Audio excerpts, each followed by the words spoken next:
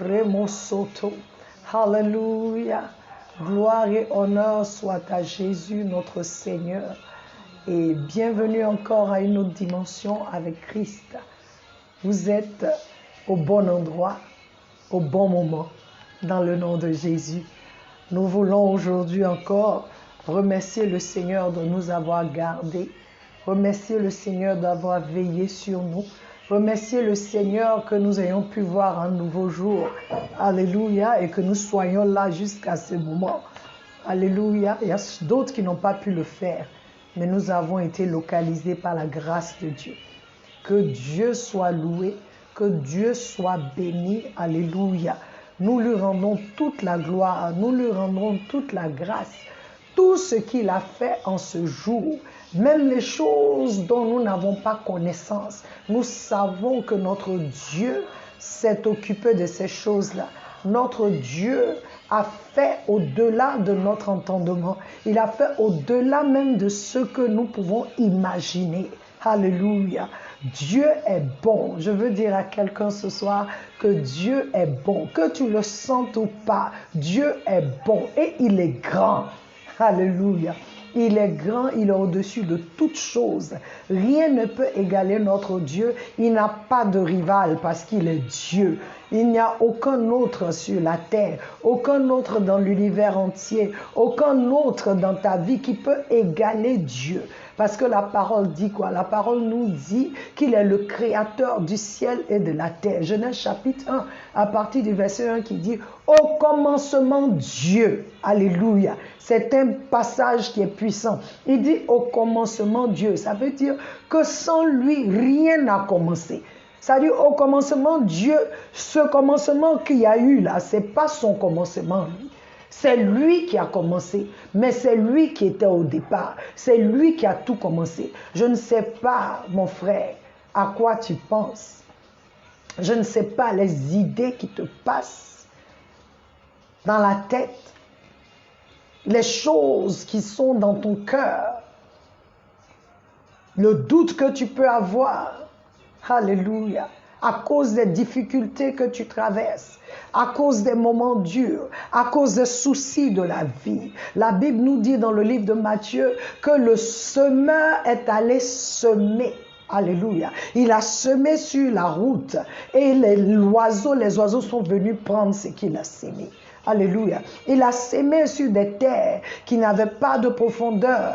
Ils ont reçu et il y a eu ces terres-là. Mais quand la sécheresse, quand il a eu un petit problème, les choses se sont gâtées. Il a sémé dans des cœurs. Il a sémé sur des terres qui ont reçu. Mais parce qu'elles n'avaient pas de profondeur, elles n'ont pas pu tenir.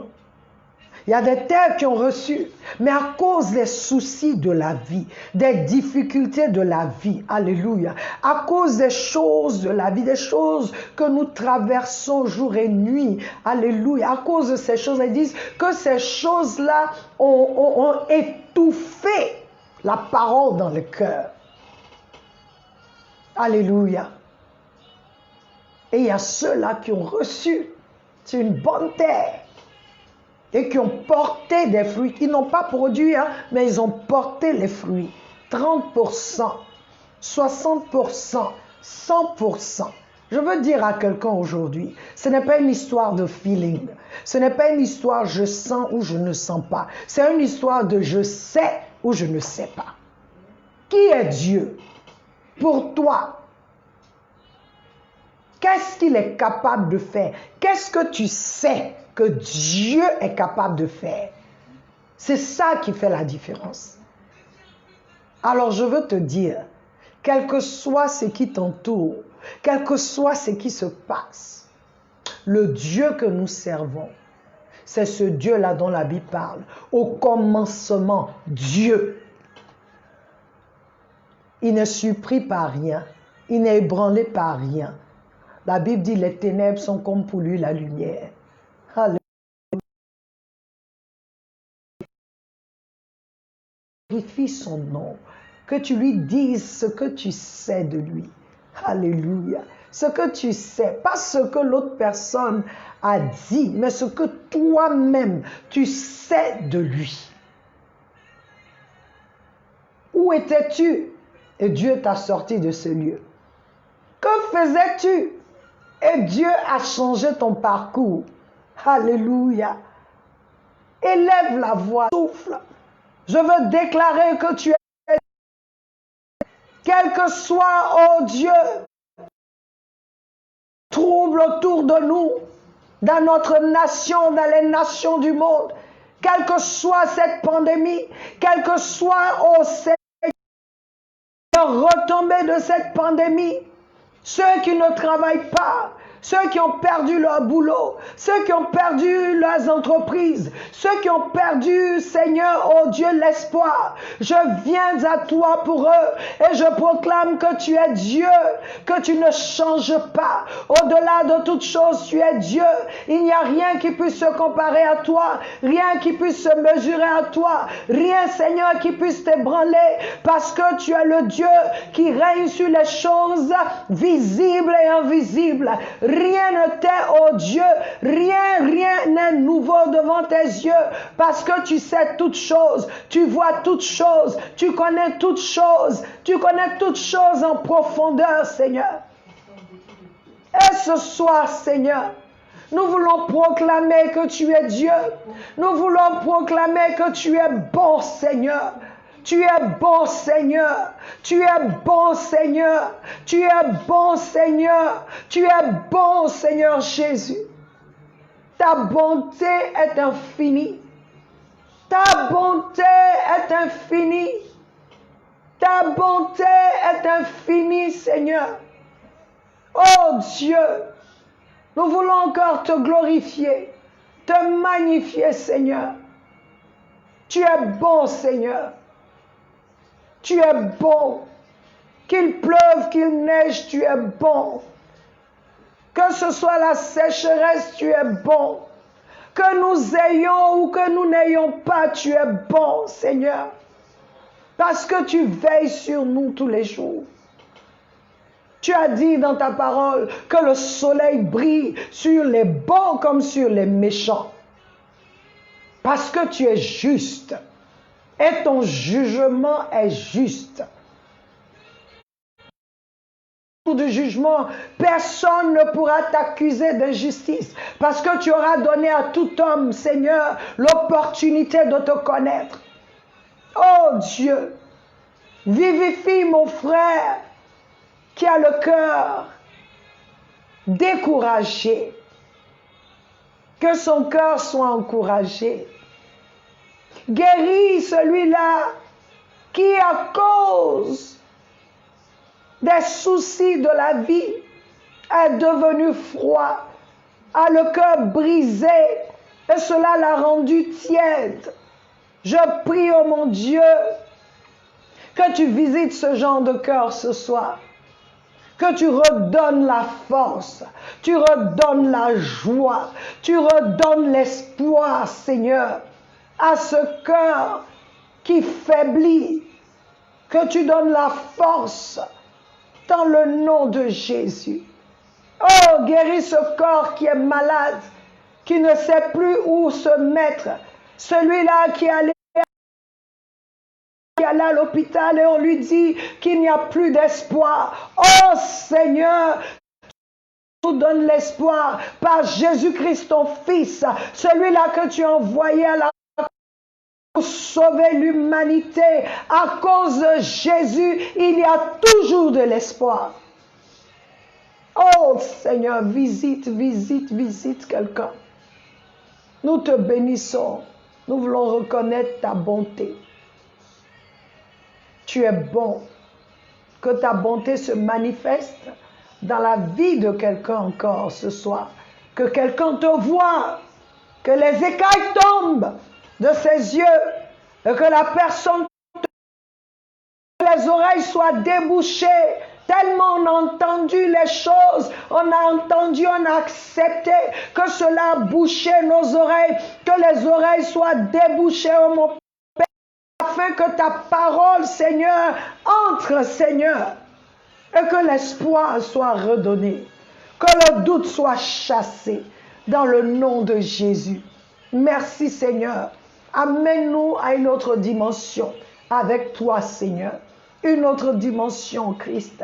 Une autre dimension dans notre relation avec toi. Une autre dimension dans notre intimité avec toi. Une autre dimension, Seigneur, dans notre communion avec toi. Une autre dimension où nous pouvons te connaître vraiment et ne jamais faiblir. Que celui qui se retrouve dans le cas de Shadrach, Meshach et Abednego n'ait pas peur. Mais comme Shadrach et Meshach et Abednego confessent que Nebuchadnezzar, nous n'avons pas peur. Notre Dieu est capable de nous sauver, de nous délivrer. Seigneur, étends ta main aujourd'hui et libère quelqu'un, délivre quelqu'un, réponds à quelqu'un pour la gloire de ton saint nom. Amen. Que le nom du Seigneur soit béni. Que le nom du Seigneur soit élevé. Merci encore d'être là. Alors, connectez-vous et invitez vos amis, vos frères, pour que nous nous connections. Aujourd'hui encore, nous sommes à la fac. Nous sommes à la deuxième fac et nous avons les questions et réponses. La fac encore, c'est la foire aux questions. Alléluia. Nous recevons toujours des questions de la part de nos frères et sœurs. Et alors, nous allons sans plus tarder commencer avec la première question. Bonjour, pasteur. Concernant ma question de la dernière fois, de l'eau sur la tête d'un bébé, voilà pour que Dieu le reconnaisse comme son enfant. Pour être plus précise, je parle du baptême des bébés. Est-il biblique? Miss Fana Congo. Merci Miss Fana de préciser vraiment. Alors, je crois que j'ai déjà eu à répondre à cette question. Selon la Bible, ceux qui se font baptiser sont ceux-là même qui comprennent l'acte qu'ils posent. Le baptême a commencé avec Jean-Baptiste qui baptisait et ce baptême est le baptême de la repentance avec Jean-Baptiste. Ceux qui se baptisent aujourd'hui sont ceux-là même qui reconnaissent Jésus-Christ comme Seigneur et Sauveur et qui par le baptême proclament publiquement leur appartenance au Seigneur Jésus-Christ. Dans la Bible, les enfants sont dédiés au Seigneur, comme l'enfant Jésus a été dédié 8 jours après sa naissance. Luc 2, 22 qui dit « Et quand les jours de sa mère, c'est-à-dire les jours de Marie, les jours de sa purification, selon la loi de Moïse, furent accomplis, il le portait, l'enfant Jésus, à Jérusalem pour le présenter au Seigneur. » C'est ce que nous connaissons. C'est ce que la Bible montre. Alors, je sais qu'en disant ça, je ne sais pas si vous faites allusion aux catholiques romains. L'Église catholique romaine, si c'est à cela que vous faites allusion. Alors, l'Église a sa doctrine, ou l'Église a cette... je ne veux pas trop rentrer dedans, mais l'Église a cette doctrine où il pense, selon Romains 12, que la Bible dit que Dieu a donné une mesure de foi à chaque être humain. Donc l'enfant, pour eux, l'enfant a une foi. Donc les parents, n'est-ce pas, ce jour-là baptisent l'enfant, comme vous le dites, ils le baptisent, mais je veux vous dire, pour moi, c'est une manière de dédier à l'enfant parce que le baptême, c'est quelqu'un qui sait, quelqu'un qui a compris, qui fait lui-même, qui fait sa confession de foi. C'est pourquoi les catholiques, ils ont une doctrine et ils ont une manière de faire. Lorsqu'ils font le baptême, il y a le temps de la confirmation, la première communion, tout ça. Parce qu'on fait les catéchèses après, et après ça encore, il y a la communion, il y a la confirmation. Je pense que c'est ça. D'accord? Mais je vous dis que selon la Bible, il n'y a pas de baptême d'enfant. Il y a les dédicaces d'enfants, les présentations de l'enfant à l'église. Selon la loi de Moïse, on venait avec l'enfant le présenter à la synagogue et que l'enfant soit reconnu et que les prêtres prient pour cet enfant. C'est ce que je sais de la Bible. Merci. Mais comme je t'ai répondu la dernière fois, un enfant quand il naît, il est déjà connu de Dieu.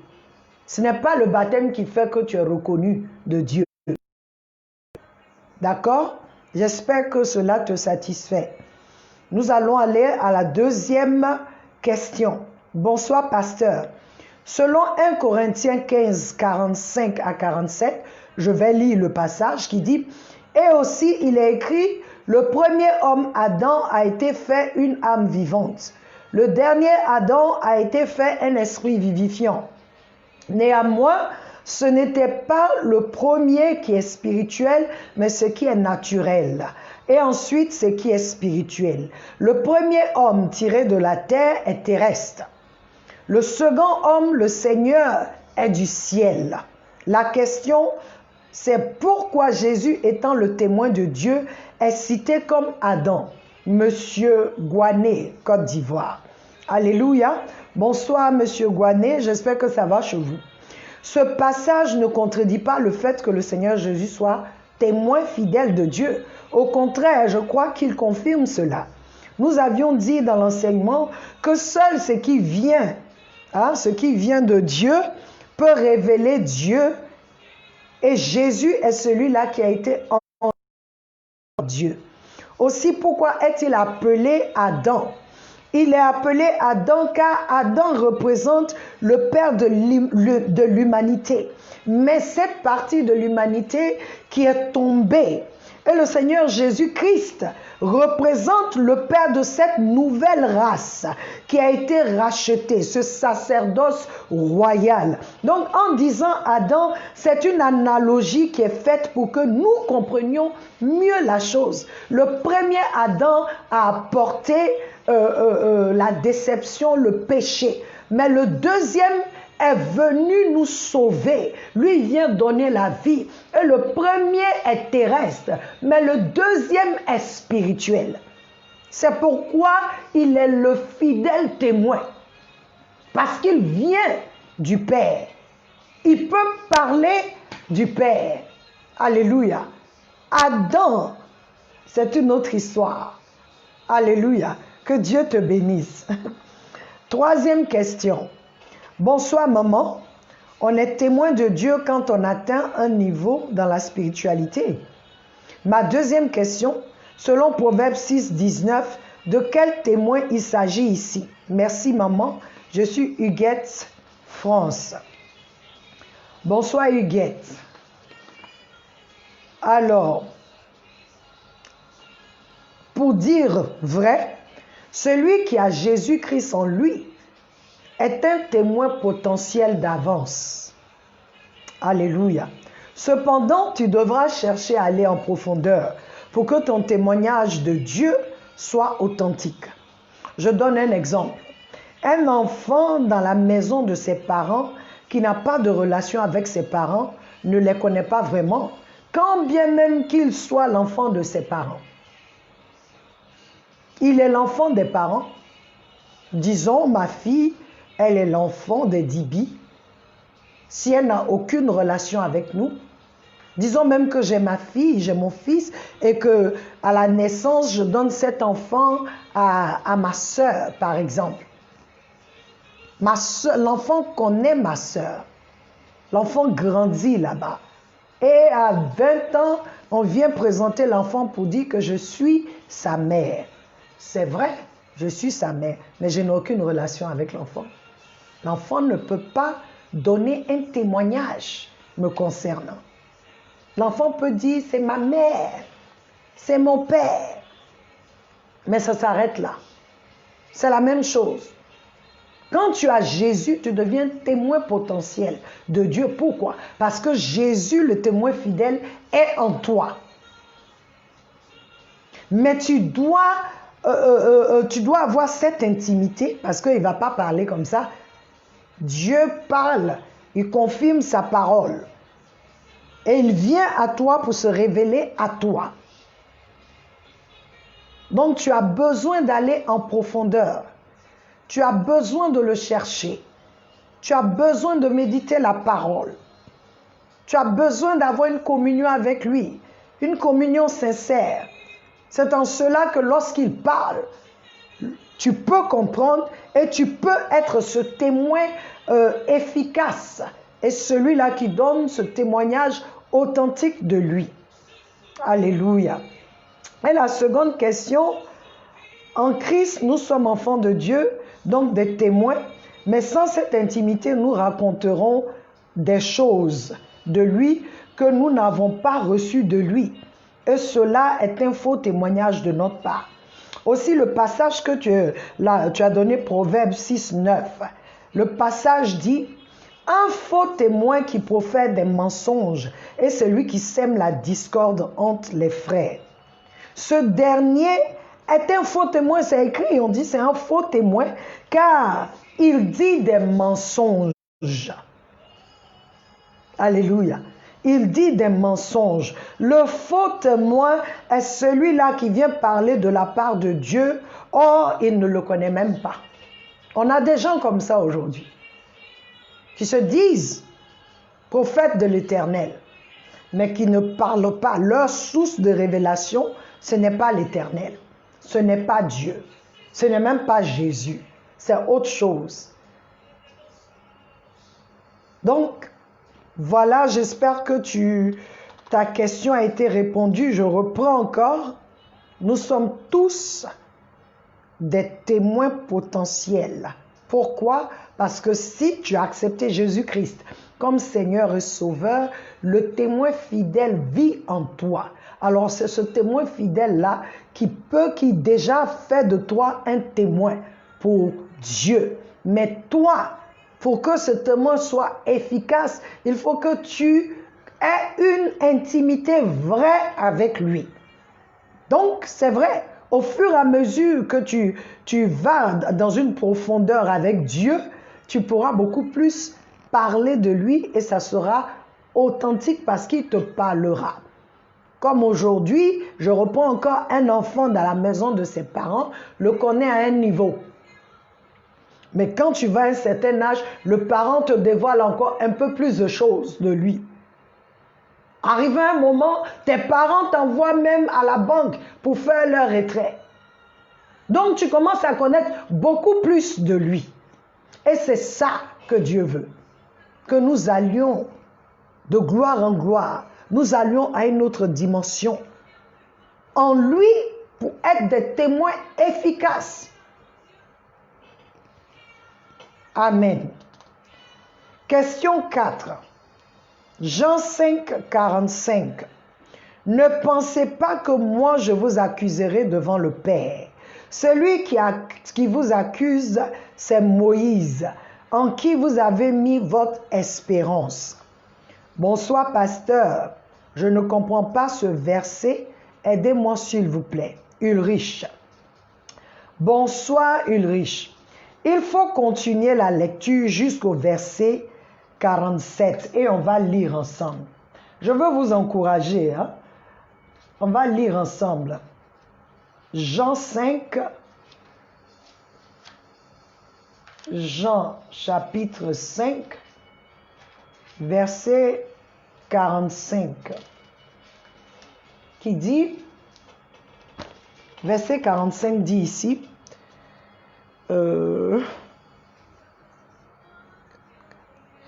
n'allez surtout pas croire que moi, je serai votre accusateur auprès de mon Père. Il y a déjà quelqu'un qui se chargera de vous accuser. Moïse. Oui, ce Moïse même en qui vous avez mis votre espoir. En effet, si vous aviez réellement foi en lui, vous auriez aussi foi en moi, car c'est de moi qui parle, que parlent ces livres. Mais vous ne croyez pas à ces écrits. Comment croiriez-vous à mes paroles? Alléluia. Ulrich, c'est la suite du message. Jusqu'au verset 47. Mais Romains 2, 12 nous dit, car tous ceux qui ont péché sans la loi périront aussi sans la loi, et tous ceux qui ont péché ayant la loi seront jugés par la loi. Ce passage ne veut pas dire que Moïse viendra accuser qui que ce soit, mais la loi, puisque Moïse est celui par qui la loi est venue. C'est à Moïse que Dieu a donné la loi. Les écrits condamneront tous ceux qui auront vécu par la loi. Tous ceux qui auront mis leur confiance en la loi pour marcher. Jésus dit, ce jour-là, c'est la loi qui va juger ces gens. Alléluia. Et selon ce que chacun de nous aura fondé sa vie sur, sa marche, c'est cette chose-là qui nous jugera le jour du jugement. Si aujourd'hui, ma marche est basée sur le sacrifice de Christ, si ce que Christ a fait pour moi, le jour du jugement, c'est sur ça que je serai jugé. Si aussi je marche par la loi, c'est sur ça aussi que je serai jugé. Ceux qui ne connaissaient pas Dieu avant, ou ceux qui n'avaient pas la loi, qui n'avaient pas Christ, ils ont vécu selon des principes. C'est selon ces principes, c'est les mêmes principes qui seront utilisés pour les juger. C'est ce que ce passage veut dire. Alléluia. J'espère que tu comprends ça maintenant. Question 5. Bonsoir, servante du Très-Haut. J'ai 2 questions. Selon Luc 24, 48, qui dit « Et vous êtes les témoins de ces choses. » Si les témoins sont choisis, pourquoi devons-nous fournir des efforts? Deuxième question, qu'est-ce que Dieu attend d'un témoin? Monsieur Kodjane Yamsoukro. Bonsoir, Monsieur Kodjane. D'abord, comme je l'ai dit, je veux vous encourager à lire tout le chapitre afin d'avoir une meilleure compréhension du verset. Il faut éviter de prendre un seul verset dans un chapitre. Je veux aussi nous encourager à avoir des bibles d'études. Alléluia. Des bibles d'études. Pas parce que je ne veux pas que vous posiez des questions, mais aussi que vous puissiez étudier. Avec les bibles d'études, vous avez des références quand vous ne comprenez pas. Alléluia. Jean 15, 27 nous dit quoi, Monsieur Kodjane? Jean 15, 27 nous dit, « Et vous aussi, vous rendrez témoignage parce que vous avez été avec moi depuis le commencement. » Ces témoins choisis dont tu parles sont les disciples du Seigneur Jésus. Ceux-là même qui ont été avec lui pendant 3 ans.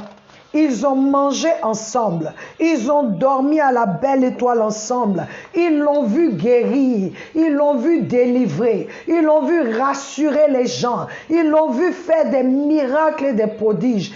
Eux-mêmes, Jésus les a envoyés 2 par 2 évangéliser et être utilisés puissamment pour faire ce qu'ils ont vu Jésus faire. Ils ont expérimenté le Seigneur. Et selon l'enseignement que nous avons dit, que celui qui est témoin, c'est celui-là qui a vécu la chose, qui a été avec toi. Celui-là, je dis, celui qui vient de toi ou à qui tu t'es révélé, c'est lui qui a cette relation avec toi. Les témoins sont restés, c'est-à-dire les disciples pendant 3 ans ont marché avec Jésus et ils ont vu tout ce que Jésus a fait. C'est leur récit que nous lisons, les évangiles. C'est eux qui nous racontent. Leur témoignage est vrai parce qu'ils ont été avec Jésus. Et c'est ce que le Seigneur Jésus dit. Il dit, vous aussi, vous rendrez témoignage parce que vous avez été avec moi depuis le commencement. Regarde ce que le Seigneur dit. Depuis le commencement, tu es avec moi. Tu as tout vu. Tu as expérimenté. Je vous ai donné le pouvoir. Vous êtes allés évangéliser. Vous avez guéri les malades. Vous avez chassé les démons. Donc c'est vous qui pouvez parler de moi. Vous m'avez expérimenté, vous m'avez vu ressusciter, j'étais avec vous, vous m'avez vu crucifié à la croix, vous m'avez vu ressusciter, on a mangé ensemble, vous m'avez vu monter après dans ma gloire, vous m'avez vu, c'est vous qui rendrez témoignage. Pourquoi? Parce que depuis le commencement, vous êtes avec moi. C'est ce que le Seigneur veut dire. Celui qui est avec Christ peut témoigner de Christ. Celui qui a été avec Christ peut témoigner de Christ. Et c'est ce que nous avons vu dans la parole. Les évangiles, nous voyons que c'est ceux-là qui ont été là. Les écrits, les épîtres, ceux-là qui ont vu Paul a expérimenté Christ sur la route de Damas. Après ça, il a changé. C'est ce que le Seigneur veut dire. Dieu s'est révélé à Paul. 101. C'est ça. Vous serez mes témoins. Donc, il y a un effort à faire. Ne te dis pas qu'il n'y a pas d'effort. Puisque c'est celui-là qui est dans la présence, qui a expérimenté Christ, avec qui Christ a été, qui a communié avec Christ, c'est ce dernier qui peut témoigner de Christ. Donc, si tu es chrétien, il faut que tu ailles dans cette... Parce que nous lisons ce que les apôtres ont dit. Mais quand tu lis, Dieu te parle individuellement, personnellement. Il t'ouvre les yeux. Parce que pour certaines personnes, la Bible, c'est un livre comme les autres, comme un roman photo. Je ne sais pas si vous connaissez ça. On disait photo-roman. Les harlequins. Mais non, la Bible, ce n'est pas un harlequin. La Bible, le Seigneur Jésus dit, ma parole est vie et esprit. Donc quand tu viens lire, le Seigneur ouvre tes yeux pour voir encore d'autres choses, pour comprendre, pour mieux le comprendre. Il y a un effort à faire. Ce n'est pas un effort où tu transpires, c'est l'effort que tu fais en comptant sur lui, en le laissant t'enseigner. En venant dans sa parole, tu viens communier avec lui. En priant, tu communies avec lui. En l'adorant, tu communies avec lui. Ta marche de tous les jours pour lui faire plaisir, tu communies avec lui. Il peut se révéler à toi. Alléluia. C'est ce que le Seigneur veut dire. C'est ce que... Et la deuxième question, je réponds à la deuxième question. Tu as dit... Qu'est-ce que Dieu attend d'un témoin? Dieu attend d'un témoin qu'il soit un vrai témoin. Que son témoignage soit authentique. Qu'il le connaisse vraiment. J'ai dit à une question ici que nous sommes des témoins potentiels. Pourquoi? Parce que nous avons Christ en nous qui est le témoin fidèle. Mais c'est dans ma relation avec le Seigneur que je pourrai rendre un témoignage authentique du Dieu que je sers. Alors, nous allons à notre dernière question ou conseil qui est demandé ici. Bonsoir maman, merci pour la profondeur. Jésus-Christ est le témoin par excellence. Je suis contente, hein, Olivia, que tu aies compris maintenant. Étant sa fille, j'ai besoin de conseils pratiques pour être à la hauteur d'un témoin. C'est mon désir. Olivia France. Alléluia. Olivia, comme je l'ai dit, je suis heureuse que tu comprennes maintenant le témoignage, le thème, le témoignage de Dieu. Alléluia. Et je voudrais que tu saches que tu as déjà un avantage, car le témoin fidèle et excellent est en toi. C'est-à-dire Jésus-Christ de Nazareth, le Fils engendré de Dieu. Le Saint-Esprit est en toi, pour te rendre capable d'être ce témoin que tu dois être. Tout ce que je peux te donner comme conseil, comme je viens de le dire, médite la parole de Dieu tous les jours. Communie avec Dieu, parce que c'est ça. Que tu prennes la Bible, que tu étudies la Bible. Quand tu vas commencer à étudier la parole de Dieu, il va se révéler à toi. Dieu peut venir de manière, il est souverain. Dieu peut venir dans ta chambre un coup là, hein, et puis il commence à te parler, il se montre à toi sous une forme où tu peux lui parler. Il peut le faire. Mais là, comme je te dis, la manière la plus sûre, il nous a laissé sa parole. Et c'est cette parole-là, cette parole, que quand tu prends, tu communies avec elle. Dis-toi que quand tu viens lire la parole de Dieu, ne vois pas cela comme on dit ça, comme un livre simple. Quand le peuple d'Israël prend la Torah pour lire, les gens ont une révérence pour ça. Même si c'est écrit, quand ils élèvent comme ça, ils ont une révérence parce qu'ils croient que Dieu est dans sa parole. La parole est Dieu. Donc, ce qui fait qu'il y a une révérence. Quand nous venons pour étudier, il faut que nous ayons en tête, dans notre esprit, dans notre âme, que nous ayons cette vérité. Je viens ouvrir, mais je viens pour connaître Dieu. Afin que Dieu se révèle à toi. Afin que la parole qui est écrite, elle devienne vivante. Et que Dieu te parle. Communiez avec Dieu. Médite la parole de Dieu tous les jours. Communiez avec lui. Que ton cœur le cherche. Et surtout, compte sur lui pour être ce témoin. Parce que ce n'est pas de la chair, comme j'ai dit. La chair ne peut pas témoigner de Dieu. Non, non, non, non, non. C'est l'esprit. Et comme je vous l'ai dit, la dernière fois, quand Jésus a demandé aux disciples, que disent les gens de moi? Les disciples lui disaient, l'on dit que tu es prophète, l'on dit que tu es Seigneur, même pas Seigneur, l'on dit que tu es Jean-Baptiste qui est revenu, l'on dit que tu es l'un de ces prophètes. Ils ont dit tout ce qu'ils voulaient dire. Mais Jésus était intéressé par ce que ses disciples pensaient. Qu'est-ce qu'il a dit? Vous, qui dites-vous que je suis? Je te pose la même question. Qui dites-vous? Les autres ont dit. Vous me rapportez ce que les gens disent. Mais vous-même là, qui marchez avec moi, qui mangez avec moi, qui dormez avec moi, qui allez partout avec moi, tout ce que je fais, vous êtes là, rien n'est caché, vous voyez tout. Vous là, qui dites-vous que je suis? Vous m'avez vu marcher sur l'eau. Toi, Pierre, tu m'as vu remplir ta barque de poissons. Tous ceux-là, qui dites-vous que je suis? Chacun de vous a eu une expérience avec moi. Qui dites-vous que je suis? Seul Pierre qui a dit, tu es le Fils de Dieu, le Messie.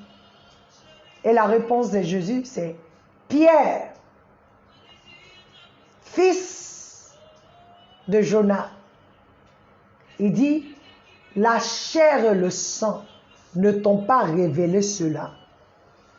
Mais mon Père qui est dans les cieux, c'est lui qui t'a révélé qui je suis. Et je vous ai dit que malgré le fait que les apôtres étaient avec Jésus, les connaissant et sachant leurs limitations, même dans leur connaissance de lui, ils ne pouvaient pas les laisser aller. Il dit, attendez. Vous recevrez une puissance. Le Saint-Esprit viendra sur vous et vous recevrez une puissance pour être mes témoins. Il sait témoigner de Dieu. Parce que le témoignage de Dieu vient de lui et il le révèle. Donc je veux t'encourager à compter sur Dieu. Parce que c'est le témoignage de Dieu que tu donnes qui fait la différence dans la vie des gens. Mais c'est le témoignage que lui, Dieu, il te donne de lui.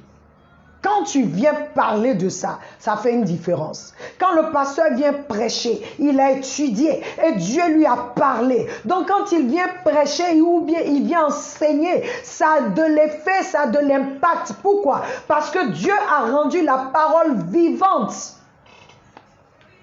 Donc quand il vient, cette parole a une substance. Alléluia. Donc je veux t'encourager, ma chère fille, que tu cherches à faire la volonté de Dieu et que si tu cherches à faire sa volonté, tu verras qu'il se révélera à toi selon ce qu'il voudra que tu fasses. Et j'aimerais t'encourager, il y a un psaume que moi, j'aime beaucoup lire. Et quand j'ai connu le Seigneur, un psaume que je lisais très régulièrement, c'est le psaume 119. Pour comprendre comment le chercher, comment lui plaire. David, si tu lis, tu verras ce que David dit. David parle de son cœur à Dieu. Il faut que toi et moi, nous puissions écrire notre psaume 119. Parce que cette parole que nous lisons, c'est David. C'est son expérience avec Dieu. Mais toi et moi, nous avons aussi notre écriture. Nous avons aussi ce que nous pouvons écrire, notre témoignage. Nous avons cela en nous. Et c'est ce que tu sens avec Dieu, ce que tu fais avec lui, ta communion avec lui, qui va t'amener à écrire aussi, comme David a écrit. Et Dieu s'attend à ce que chacun de nous, nous le fassions. Alléluia. Gloire à Jésus. Notre temps de la Pâque prend fin. En ce moment, nous avons fini. Que Dieu nous bénisse et j'espère que tu as été béni. J'espère que tu as été béni. Ta bibliothèque spirituelle a été améliorée avec les réponses aux questions, avec cette Pâque dans le nom de Jésus. Et je voudrais encore dire à celui qui traîne encore le pas, que Jésus est la solution. Alléluia. Tout ce que toi et moi nous pouvons faire, il n'y a rien de nouveau. Il y a un qui a fait ça déjà et il vit en nous en tant que chrétiens. Et parce qu'il vit en nous, si nous nous appuyons sur cette vie, si nous laissons cette vie se manifester en nous, alors cette vie va glorifier, elle va témoigner de Dieu. Alléluia. Je veux nous encourager, chers frères et sœurs, à être des témoins. Des témoins de Jésus-Christ. Parce que celui qui est témoin de Jésus-Christ, celui qui témoigne de Jésus, témoigne de Dieu. Puisque Jésus témoigne de Dieu. Tu ne peux pas parler de Jésus sans parler de Dieu. Quand tu parles de Dieu, Jésus vient dedans. Alléluia. C'est lui la solution pour l'humanité. C'est lui la solution pour tout ce qui se passe dans cette vie. C'est lui seul qui donne la vie éternelle. Il n'y a pas un autre. Il n'y a pas un autre prophète. Il n'y a rien. Tous ceux qui sont venus te disent, voilà comment faire. Mais Jésus est venu te dire, je l'ai fait pour toi. Quand tu me reçois, tu reçois la vie éternelle. Aucun autre ne donne la vie éternelle. Tous disent comment vivre pour plaire à Dieu. Mais je veux que tu saches que de toi-même, tu ne peux pas plaire à Dieu. Tu ne peux pas. Tu ne peux pas. Hein? Tu ne peux pas plaire à Dieu de toi-même. Tu ne peux pas faire les choses pour Dieu de toi-même. Jésus a vécu une vie éprouvée et conquérante qu'il nous a donnée afin que nous puissions manifester sa gloire. Amen.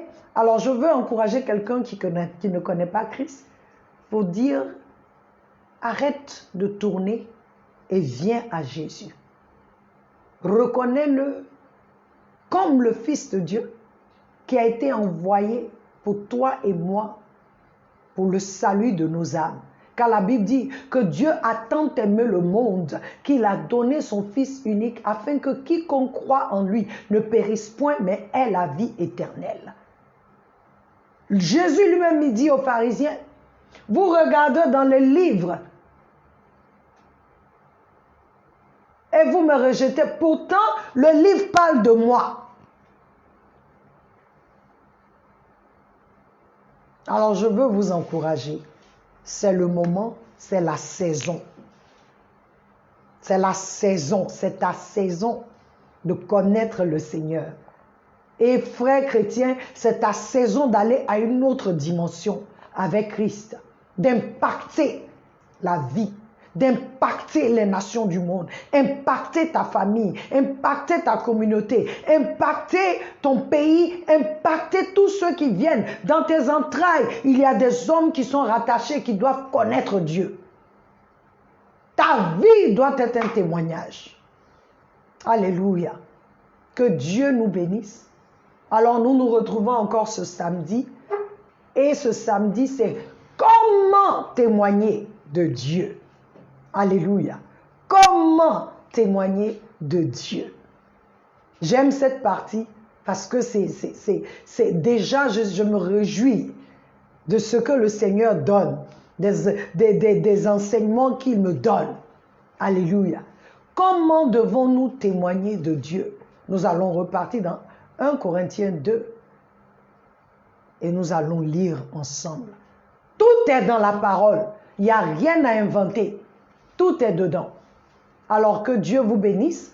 Je veux prier encore pour tous ceux qui ont posé des questions. Miss Fana du Congo, Monsieur Gouané de la Côte d'Ivoire, Huguette de la France, Ulrich,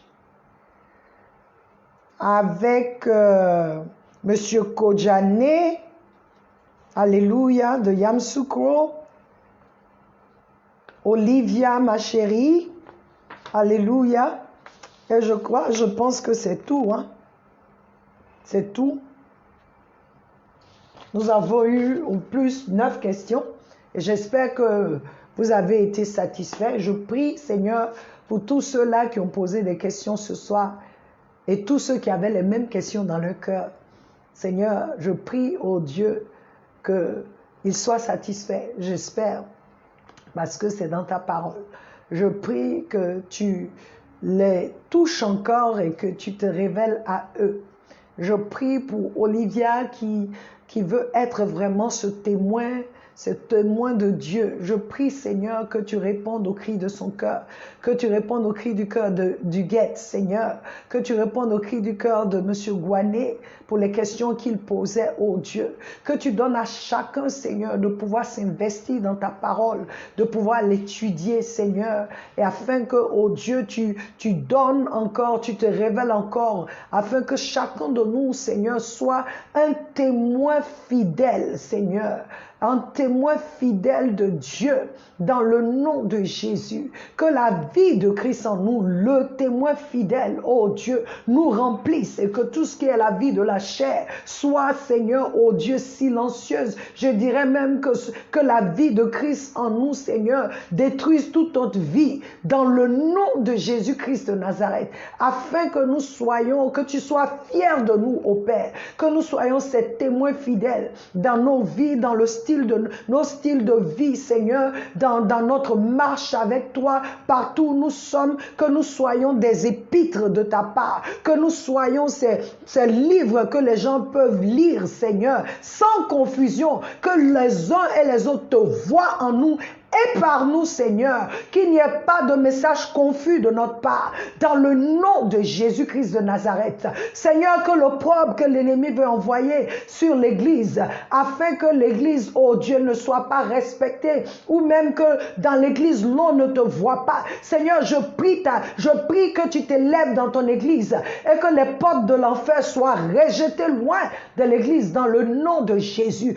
Spécifiquement, aujourd'hui, je vais élever les faux témoins qui sont rentrés dans le corps du Christ, partout où on dit ce sont des serviteurs, mais qui font des choses qui sont contraires à la parole. Que ta puissance descende, oh mon Dieu, et que cela soit jugé, afin que l'Église, Seigneur, ne soit pas confondue par ce qu'ils font, Seigneur, dans l'Église. Au nom de Jésus, tous les faux prophètes, tous les faux pasteurs, tous les faux chrétiens, Seigneur, je prie que tu t'élèves et que tu agisses dans la vie de tes enfants. Que les loups qui sont déguisés en brebis, en vêtements de brebis dans l'église, soient exposés pour ce qu'ils sont, dans le nom de Jésus-Christ de Nazareth. Oh, que ta présence soit tellement manifeste dans l'église, Seigneur, que l'ennemi ne puisse pas y entrer pour mettre la confusion. Change le cœur de tes enfants que nous sommes, afin que nous commencions à marcher selon toi, selon ta parole, que nous soyons ces témoins-là, Seigneur, que tu veux voir, parce que c'est ce que tu as laissé à la fin. Attendez, afin que l'Esprit de Dieu vienne sur vous. Vous recevrez une puissance afin d'être mes témoins. Tu veux, Seigneur Jésus, des témoins de toi, Seigneur, dirigés par ton Esprit. Permets que cela se fasse. Touche les cœurs des uns et des autres. Ceux qui vivent leur chrétienité, Seigneur, oh Dieu, comme un jeu, ramène-leur à la raison, Père. Ceux qui se disent chrétiens, mais qui ne font pas la différence entre le mal et le bien, Seigneur, révèle-toi encore à eux, Seigneur. Ceux qui sont confus à cause des mauvais prophètes, des mauvais pasteurs, délivre-les de ces pasteurs, que les chaînes tombent, Seigneur, au nom de Jésus-Christ de Nazareth. Merci, oh Dieu, parce que je sais que tu le fais. Que l'honneur et la gloire te reviennent, au nom de Jésus. Alors, chers frères et sœurs, notre temps tire à sa fin. Mon temps est fini. Que le Seigneur vous bénisse chez vous à la maison. Que le Seigneur vous donne de marcher selon sa parole. Au nom de Jésus, nous sommes à samedi où nous allons parler de comment témoigner de Dieu. Soyez bénis au nom de Jésus. Amen.